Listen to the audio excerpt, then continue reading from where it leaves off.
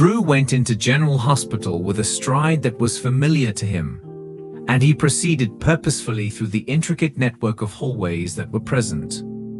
Despite the fact that he was familiar with the layout of this location at this point, today, the situation was different. The feeling of duty that he had, which was like a weight in his chest, was something that he was unable to shake without help. Willow had been through a great deal in such a short amount of time, much more than would be reasonable for anyone else to go through. He was concerned about her well-being and wanted to make sure that she was doing as well as she could, and that she was doing the best that she could. In the hallway outside of her hospital room, he paused for a short while, but it was only for a very short amount of time. Even though Willow was an extraordinarily powerful person, he was aware that her power may sometimes cause her to be reluctant to let other people in. This was something that he was conscious of. In spite of the fact that he wanted to avoid bringing up the matter, he was holding out hope that he could be a gentle presence. A light knock was given to the door, and then he pushed it open with his foot. Upon entering, he found Willow sitting upright in bed and gazing out the window while she was staring out. Her pale face grew more empathic as soon as she laid eyes on him, and a flicker of relief appeared in her fatigued eyes. She was relieved to finally feel some relief. Upon entering the building, he approached her and greeted her with a warm "Hey. I just wanted to make sure that you are doing well and have a chance to check in with you." The smile that Willow offered him was not quite big enough to reach her eyes, but it was still there. Willow smiled at him. "How are you today, Drew? Thank you for taking the time to visit us." "I am. It's going well for me today. Regardless, we are making an effort to do so." Drew offered a tiny nod as he moved a chair closer to her bed. He was showing his approval. "The things that you are going through, Willow, are beyond my ability to even begin to grasp right now. Despite the fact that you are not the only one going through this, I wanted you to be aware of that fact. You are surrounded by a large number of people who care about you, including myself. I am one of those people." It was clear that the weight of everything was pressing down on her as she gazed down at her feet. "Do you understand what I mean when I say that it is so overwhelming? Because of the passing of Harmony, the ongoing struggle with the illness, and the decision to undergo the transplant, everything is simply a lot." Drew moved closer to the speaker while maintaining a tone that was calm but unyielding. "Without a doubt, Willow, you have gone through a great deal. You, on the other hand, possess an extraordinary ability for resilience. You are free to feel whatever you feel the need to feel whenever you feel the need to feel. And it is all right for you to feel overwhelmed. The expectation that you would be able to handle everything on your own is not reasonable." It was a muffled, sorrowful giggle that came out of her mouth. "At other times, I feel as though I am unable to find the appropriate words to express myself. For the sake of Wiley, Michael, and everyone else, I have exerted a great deal of effort in order to keep a positive attitude. However, there are times when I have the impression that I am completely disoriented." Drew acknowledged his appreciation of the weight of expectation that frequently placed on persons who appeared to be powerful by nodding his head while expressing his understanding. Being strong does not necessarily mean that one must constantly have a positive attitude. This is not always the case. One of the most crucial things is that you give yourself permission to feel everything, including the difficult sensations. These feelings are not something that you should make an effort to ignore when they arise. The boundaries that Willow had been guarding began to gradually crumble away as she continued to stare at him. Willow's eyes got more kind as she did so. "For all intents and purposes, it is almost as if I am making an effort to protect everyone else from the difficulty of this circumstance. I would prefer not to be a burden to them in any way. At this point, Michael is already dealing with a wide range of different scenarios. To reassure her, Drew extended his hand and placed it on hers. He did this in an effort to reassure her.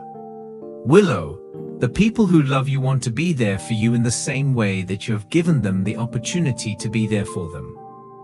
You can count on them to be there for you. Permitting them to enter does not indicate that you are weak in any way.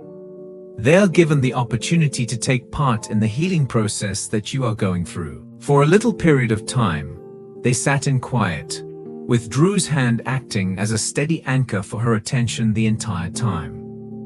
She was going through this storm, and he wanted her to know that he was there for her. He wasn't there to solve problems, rather he was there to be with her and provide support any time she required it. The volume of Willow's voice dropped to a point where it was almost impossible to hear. When it comes to Drew, you too have been going through a lot of things. Following everything that has transpired, returning to your own life, and dealing with the losses you have sustained. What are some of the ways that you are able to keep going? Drew let out a sigh and cast a glance downward as he pondered her request. He thought about it for a moment. In my opinion, it is about focusing on the people who are significant to me. I believe this to be the case. They excite me and assist me in maintaining a more grounded perspective. In spite of the fact that I am not suggesting that it is easy, I have come to the realization that accepting aid is not an indication of weakness. In many situations, it is the only way to continue making progress after having already made some. Willow's eyes sparkled with tears that she had not yet cried while she was taking in his words. She had not yet shed any tears. There are moments when I feel as though I have forgotten that. My role as the one who provides assistance to other individuals comes quite easily to me. I should mention, however, that it is feasible that I do not have to do everything by myself. Drew's face broke into a smile, and the warmth that emanated from his gaze was something that was not just empathic, but also genuine. I couldn't agree with you more. Lean on the shoulders of people who love you and support you. It is not always necessary for you, Willow, to rely on your own strength the entire time. Displaying vulnerability is not a bad thing. When Willow eventually let out a breath that she hadn't realized she had been holding, the words started to settle over her until she finally let out the breath. It gives me great pleasure, Drew. Really, it is. I had no idea how much I needed to hear that until it was too late. After giving her hand a light squeeze, Drew proceeded on with his task. Anytime you like. In the event that you desire someone to talk to or simply someone to sit with in isolation, I am always there to answer your questions and provide assistance. All that you could possibly require. She felt a spark of optimism for the very first time in what seemed like an eternity when she suddenly felt it. It was the very first time that she had ever had such a feeling, and she smiled softly. It's possible that she didn't have to carry this burden by herself from the beginning. If she had the support of people like Drew, it is feasible that she may find a way out of the melancholy that she is currently experiencing. As they sat together for a while, there was no need for any words to be exchanged between them. Drew's presence, who was reliable and understanding, was sufficient to act as a reminder to her that she was not alone. Drew was a consistent and understanding person. Willow came to the revelation that relying on other people did not make her any weaker. Rather, it made her more human. This realization occurred at that very moment in time. Some of the things that others knew about Robert Scorpio included his sharp wit, uncompromising fearlessness, and remarkable ability to solve even the most difficult issues. There were many other things that others knew about him. On the other hand, Even the most seasoned detectives occasionally get into situations in which they are unable to uncover the riddles that are buried deep within their own hearts. While Robert was working in his office at the PCPD, doing a late-night case review, thoughts of Holly Sutton started to enter his head. As a result, he was unable to maintain the usual level of concentration that he normally displayed. It was because of this that he experienced an uneasy feeling of emptiness. A weak glow emanating from Robert's desk lamp showed the faint lines of tiredness that were visible on his face as he sat back in a comfortable position. His entire life had been focused on the next objective, the next challenge, and he had never been the type of person to wallow in emotional expressions of the past. His life had always been about the next aim. As a matter of fact, it was there. He was still experiencing the unanswered question in his heart, as well as the leftover uneasiness that had been brought about by Holly's abrupt return to Port Charles. Both of these feelings were still ongoing. She had been a cause of problem in his life for as long as he could remember, one that stirred him in ways that he was unable to even fully describe to himself.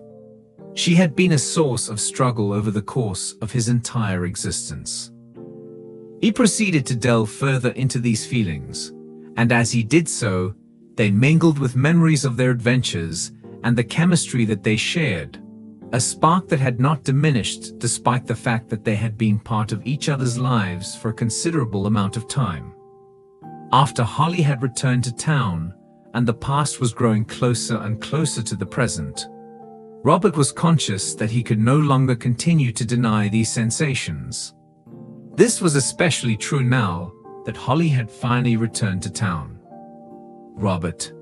Upon opening the door, a voice that was easily identifiable was heard. When Robert finally managed to snap out of his thoughts, he looked up and spotted Anna Devane, a co-worker, a confidant, and a love that had also meant the world to him in the past. Her presence was overwhelming. As Anna entered the room, she made sure to carefully close the door behind her before leaving that room. She looked at him with her penetrating eyes as she took in the serious expression that was spread across his face. "Scorpio, do you have something on your mind with you?" Although Robert briefly considered the possibility of dismissing it, Anna was the one who brought it up in the first place. The ability to see right through him was something she possessed from the very beginning. The conflict that could be seen in his eyes was only partially masked by the smile that he displayed as he responded, "Maybe I do. Ever feel like the past has a funny way of catching up to you?" As Anna sat down in a chair opposite him, she saw that her look softened as she became conscious that the subject that Robert had deliberately avoided discussing for a number of weeks was finally pushed into the open. "This is about Holly, isn't it?" Not only did Robert let out a sigh, but he also leaned forward and pressed his fists together in a tense manner. "If you are aware of the circumstances, then you are Anna. You eventually come to the conclusion that you are no longer influenced by it after some time has passed.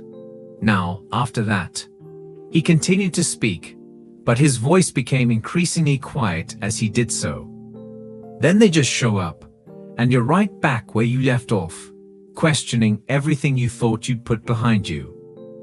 Additionally, there were lingering feelings for Anna, remnants of a love that they had once shared, which was as potent as it was challenging to experience. During the time that he was thinking about Anna, he was also thinking about something else, Holly. Anna gave a slight nod, her eyes flashing an expression that was both compassionate and attentive. Her hand was extended to him, and she placed it on his in an effort to reassure him. She went on to say, "You've been through a lot with Holly, and with me, for that matter," with the slightest hint of a smile on her lips. "You've been through many things. I've been through a lot with you. It's possible that the time has come for you to question yourself, what it is that you actually dream of having. the items that you actually need, as opposed to merely those that are easy to use or quick to get to. Immediately after their eyes met, Robert experienced an overwhelming desire to release the load that had been weighing on his heart. This desire was not only for Holly, but also for Anna herself, and he wanted to express it. Despite the fact that their friendship had stood the test of time, it is likely that they had been holding back out of fear. More specifically, they may have been afraid of losing the solid and dependable basis upon which they had built their connection. Robert's mind kept returning to the same area over and over again, despite the fact that he made every attempt to keep himself occupied throughout the days. He became conscious of the fact that he could no longer ignore the situation as the strain that was being applied to him by the burden of the mess continued to increase. During the course of one evening, he came to the conclusion that he would pay Holly a stay. When compared to the raging storm that was going on in his thoughts, her home appeared to be warm and inviting, which was a startling contrast. In spite of the fact that Holly greeted him with a warm smile, there was a hint of melancholy in her eyes as she stared at him. It seems as though she was aware that the chat could be beneficial for both of them to have as well.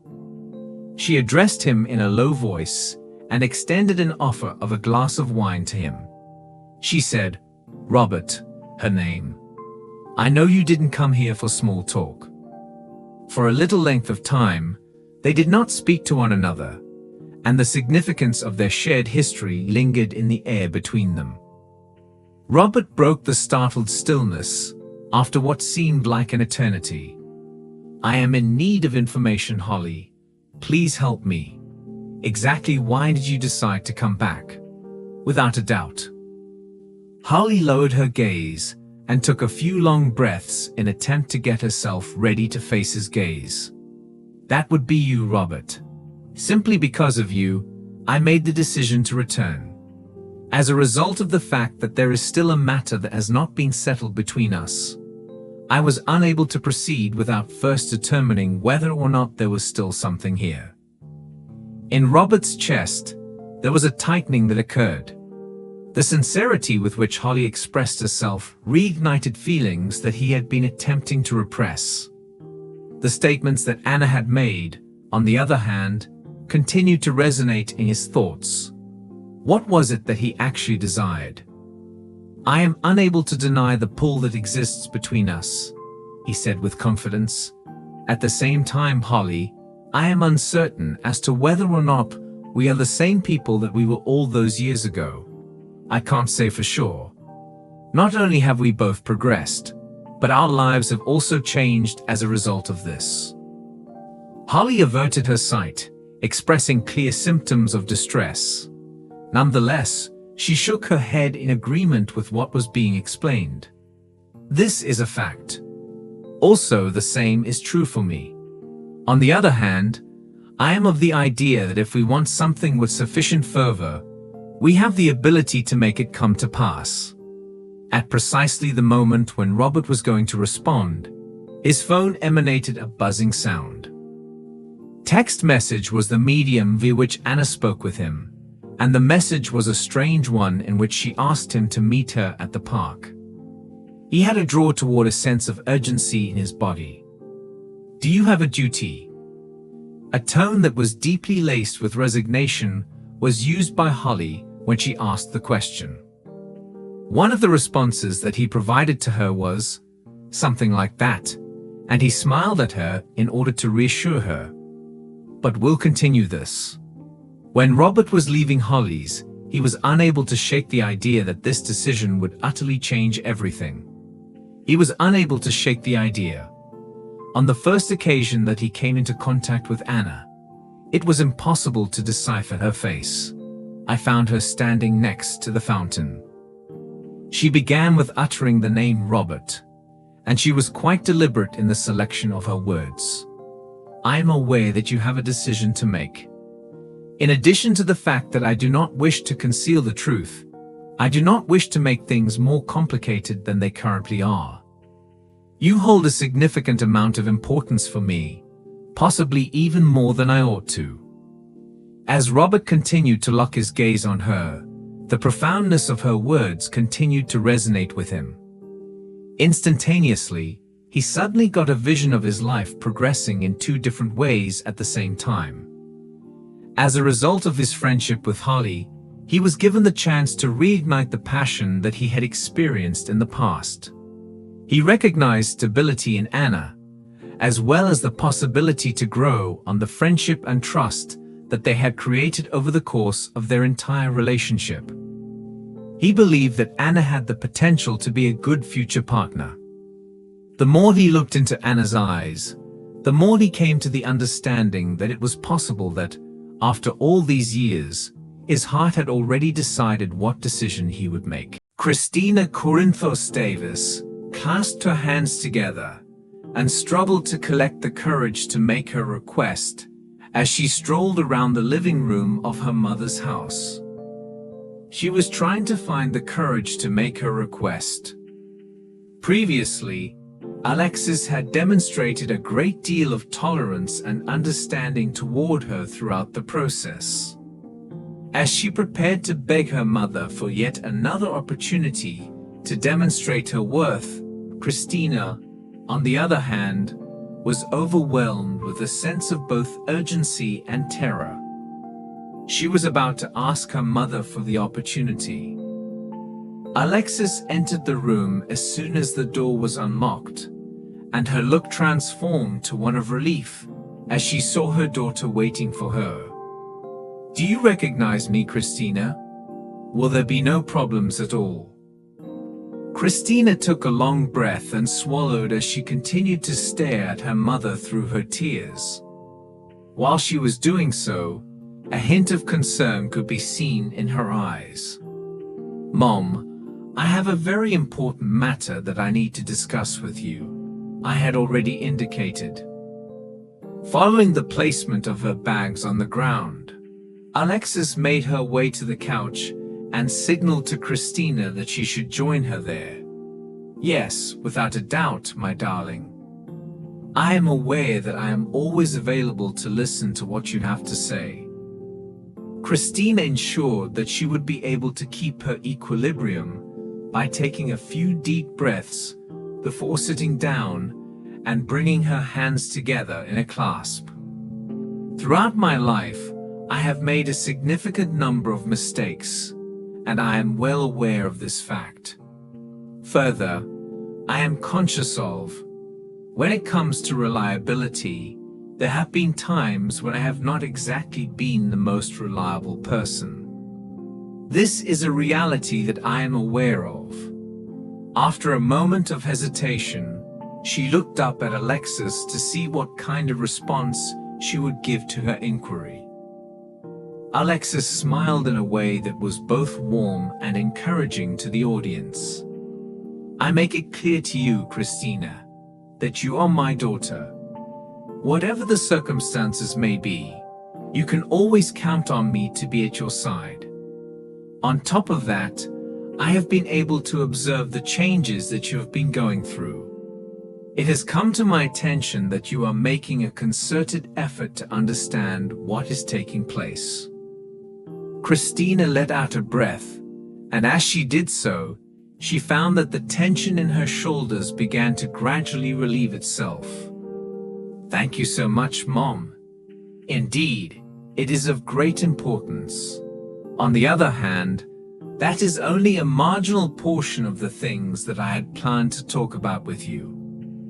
I have a strong desire to make a difference, and I believe that I have at long last found a way to give that desire a tangible form." Alexis's eyes exhibited a sense of curiosity that was noticeable. "I am willing to learn more." Taking yet another long, deep breath, Christina continued to exhale. "A shelter is the location where I have been helping for a considerable amount of time. The women and families who are striving to escape difficult circumstances, such as abuse, addiction, or homelessness, are the target audience for this program designed just for them. I have been aiding with some of the children, leading activities, and generally being there for them in an effort to be there for them. I am very committed to being there for them." As she nodded her head, Alexis' expression was one of both pride and encouragement. She could be seen smiling broadly. "Christina, that is absolutely fantastic to hear the way you put it. The extent to which you care about supporting other people is something that I am well aware of." As she spoke, Christina averted her attention to her hands and spoke in a tone that was subdued yet determined. "Mom, it's not just that," she asserted. "To the best of my knowledge, I am making a meaningful contribution to something that is of serious importance. It is important to note, however, that it is a challenging situation for them. The fact that they are suffering from a substantial shortage of both manpower and funding is something that I can imagine putting a pressure on all of the employees who are employed there. The more I accomplish, the better it will be. You may count on me to be of aid to them with every fiber of my being." Alexis cocked her head to the side as she became aware of the path that this conversation was taking. "And you require my assistance?" When Christina nodded, there was a hint of fragility that could be seen in her eyes. "A fundraising event is something that I would want to organize. Something that is of utmost significance. However, I am not capable of doing it by myself. I am unable to access either the connections or the resources offered by the organization. I was thinking that if you could help me reach out to some people, we might be able to get the word out and raise enough money to actually make a difference with our efforts. If you could assist me in reaching out to some individuals, I would greatly appreciate it." As Alexis took a deep breath, her mind was already beginning to comprehend the many different parts of the situation. Not only did she admire her daughter's tenacity, but she was also aware of the fact that Christina had the potential to be highly impassioned throughout the day. "Christina, you are requesting a great deal of attention from everyone. It is not easy to organize an event that is intended to raise money.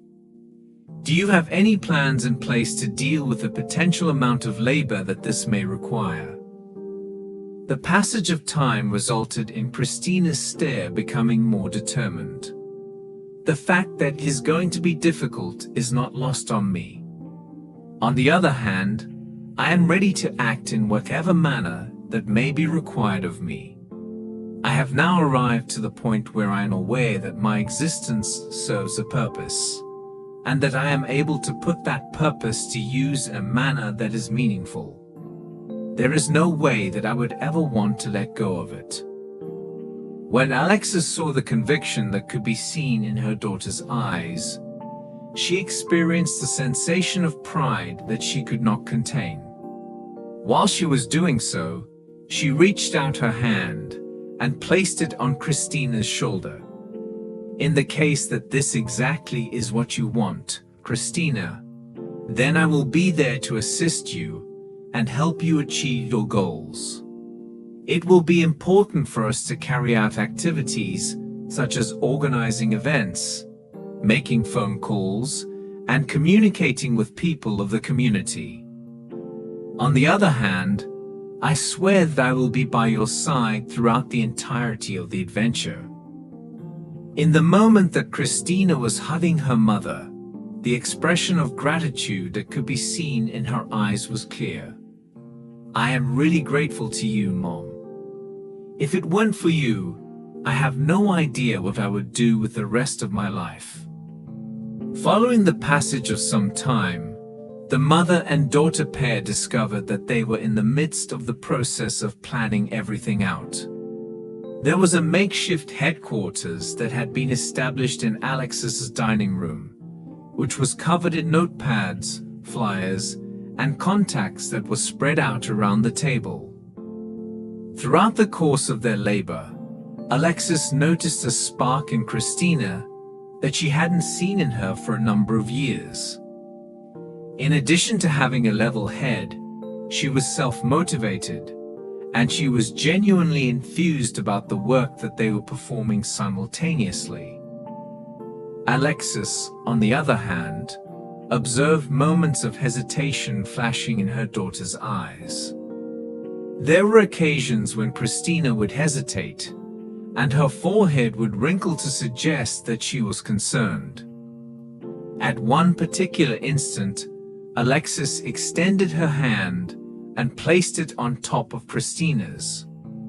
Christina also extended her hand.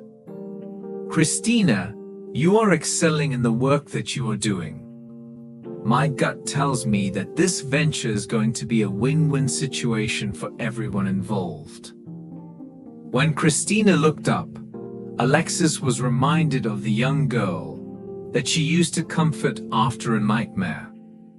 The vulnerability in her gaze brought back memories of that time period. Alexis was able to recall the young girl. "I just wanted to say that I sincerely hope that everything works out for you, Mom.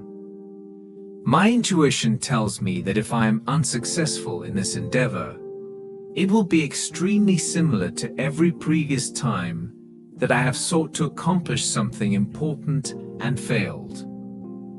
At the same time that she was shaking her head, Alexis gave Christina a solid squeeze on the hand. "There is no way that you will fail in this endeavor.